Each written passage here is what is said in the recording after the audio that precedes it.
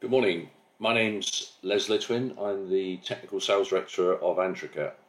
Today I just wanted to show you how to program a micro SD card or USB memory stick to effectively upgrade or reflash the internal flash memory of an ANT37500 Spotbox 3 as we call it. You may know it as Spotbox 4K. So the 37500 is the latest of our Spotbox series. So let's start first of all by choosing either a USB memory stick or micro SD card. So I've just inserted a micro SD card, and I've used this one before, so you may well come across this at the end of this video.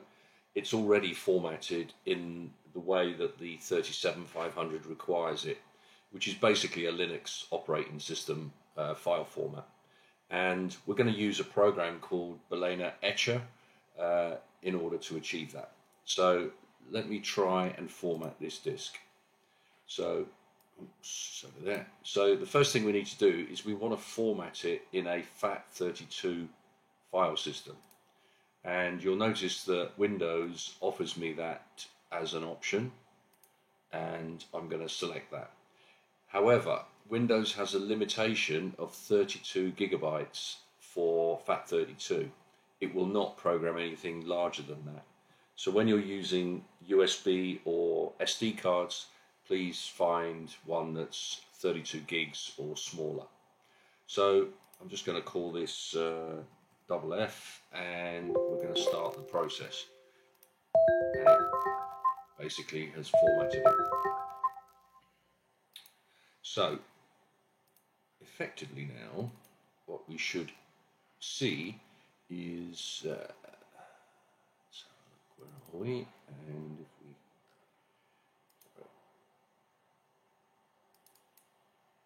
if we go into our PC, you can see that I've now got this SD card here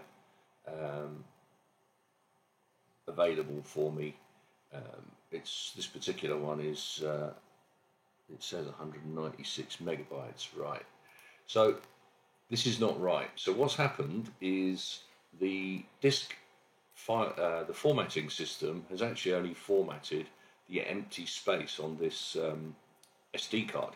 So what we'll need to do is effectively delete the Linux partitions that were on there before. So you may find this, once you've used an SD card, at the end of it, you won't be able to use it for anything else other than reflashing. So let me just quickly show you how you can recover that back to its sort of default empty state.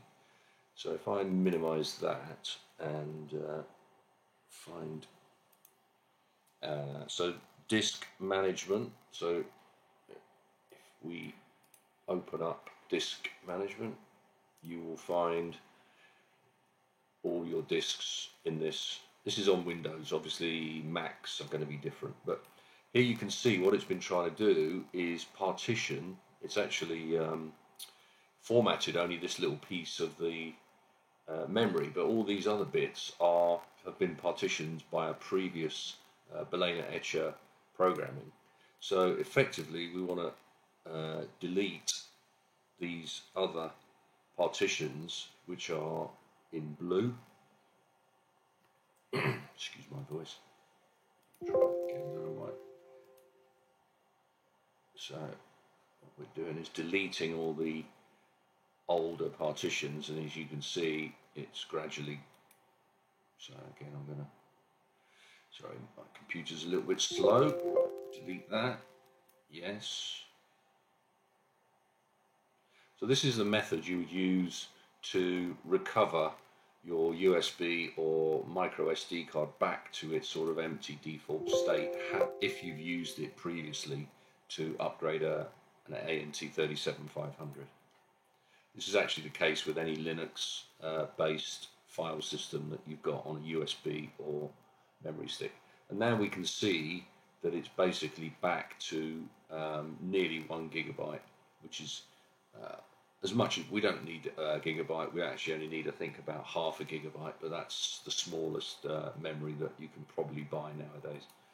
And then we're just going to create a simple volume out of this. Click yes, assign a drive letter, okay, and then it asks what file system. We need to select FAT32. We finish, and basically it's now one single disk. As you can see, it's in blue. So we're ready to go. So we've got a SD card plugged in that's 1 GB, big enough for our programming of the file system. So the first thing we're going to do is open up this program called Balena Etcher. Now you can download this off the internet. It's available for Windows, Mac and Linux. So any computer that you've got, you'll be able to find this program. It's a very simple process. You point to the flash file that you want to flash, you point to the SD card or USB stick that you want to program, and then you click flash. And then in our case, the SD card is ready to insert into the ANT37500 once we've done this process. So let me flash from file. Now,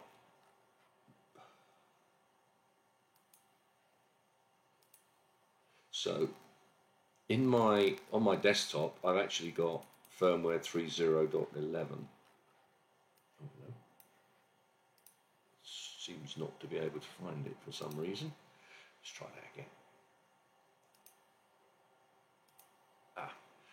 That's because I've moved them out of there previously.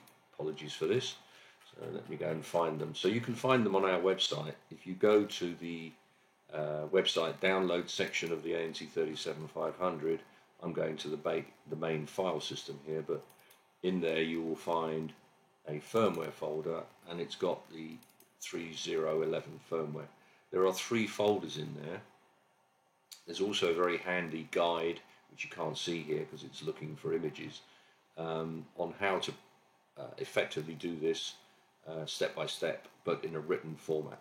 So as I say, I'm going to upgrade an SD card, so I'm going to point to this particular SD card image and then click open. So there's the SD card image. Here's my SD card, which I formatted earlier, and now we're going to flash. You'll get a Windows pop-up asking you if you wish to proceed. You say yes, and off it goes. So that's really it. There's nothing else to it. You just have to sit and wait, and I will edit this video later on to remove the boring bit.